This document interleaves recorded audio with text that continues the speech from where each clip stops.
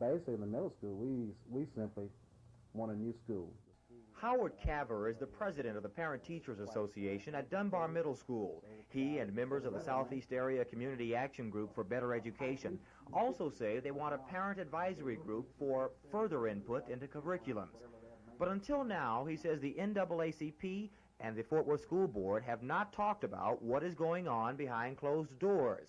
And he says they would be satisfied with Black School Board member Marjorie Walton sitting in on the meetings. In the past, she has been refused.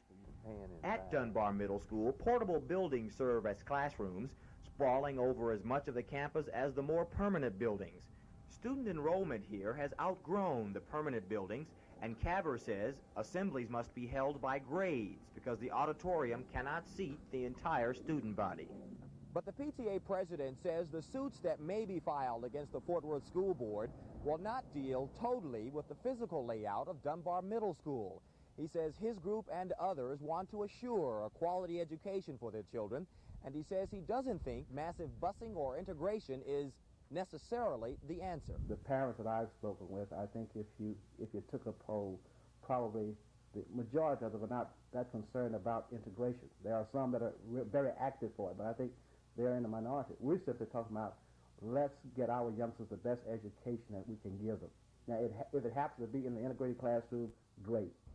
Caver's remarks make it a lot more clear just how complex the issue of desegregation of Fort Worth public schools really is. Among the parties involved are the Fort Worth School Board, the Fort Worth chapter of the NAACP, the parent-teacher organizations of Dunbar Middle and Senior High Schools, and now the courts. In the meantime, Fort Worth School Board administrators say they hope to settle this matter as quickly and quietly as possible.